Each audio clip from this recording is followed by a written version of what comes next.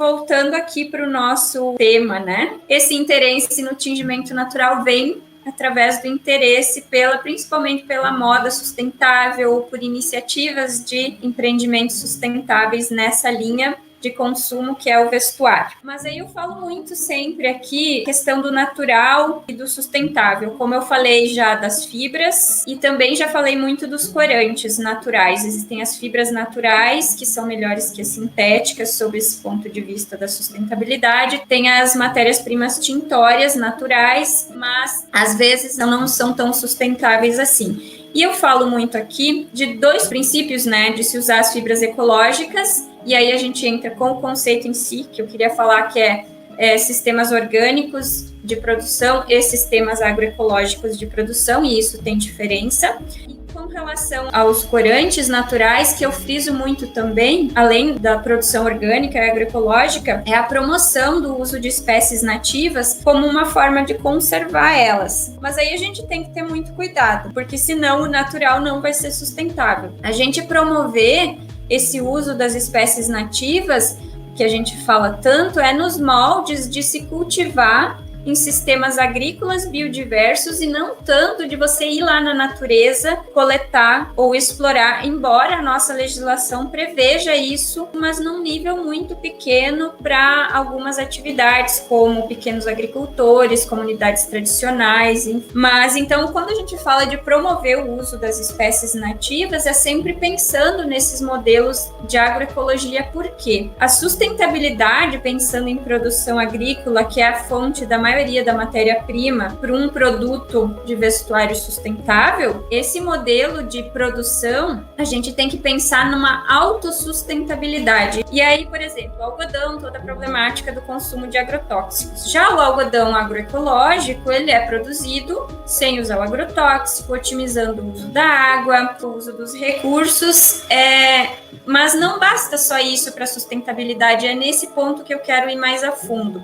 Tanto pensando na fibra ecológica como na cor ecológica que vem de um tingimento natural com uma fonte sustentável, que eu falei antes, agricultura orgânica e agroecologia. Só para quem não entende muito ter uma ideia desses conceitos. A agricultura orgânica ela é muito parecida com a agricultura convencional nos seus modelos, só que ela não usa agrotóxicos, não usa fertilizantes químicos. Ela substitui os insumos, mas ela usa insumos de fora, insumos melhores, insumos com uma qualidade ambiental melhor, que vai ser um produto limpo de agrotóxico, vai ser um produto saudável para se consumir, pensando em alimento, né? Mas enfim, vai ser um produto com uma qualidade muito maior do que um convencional. Entrando na agroecologia, nos conceitos de sistemas agroflorestais, agricultura sintrópica, são conceitos que vão muito de encontro com um vídeo que eu postei falando da Ana Primavera e da qualidade do solo. Esses sistemas, eles vão reconstruindo a vida naqueles espaços onde a agricultura é conduzida sob esses moldes.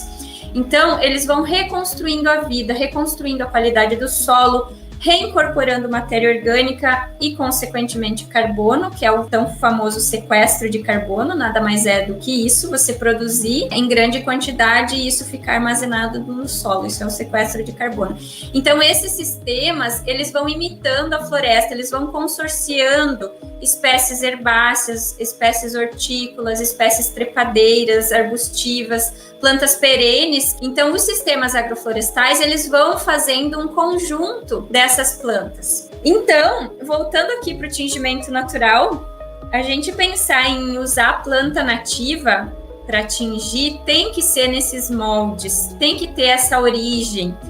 Porque hoje, mesmo a planta nativa, ela pode virar uma monocultura nesses moldes, onde vai ter exploração aí, que acontece, por exemplo, com o açaí da Amazônia, que é uma planta nativa e hoje muito consumida. Problemas devido ao monocultivo, problemas ambientais, enfim. A questão da sustentabilidade não é o sustentável, porque o sustentável pode ser sustentado a preços terríveis. Agora, o autossustentável nesses moldes que eu falo já é outra história. Então é isso, quando a gente fala em usar espécies nativas, tem que ter esse enfoque da disseminação delas, porque senão a gente só está criando demanda.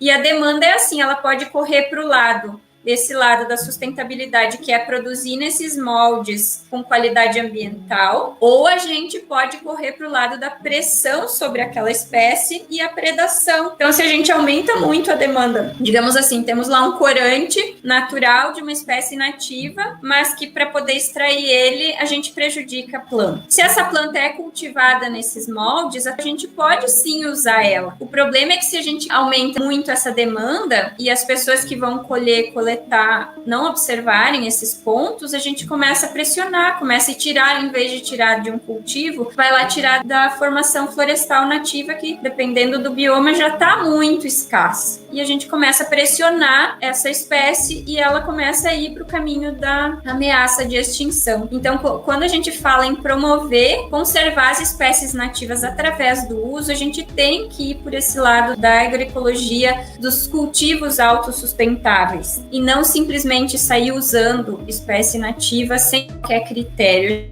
E dessa maneira, em vez de predar, a gente vai estar promovendo o aumento das populações dessas espécies nativas.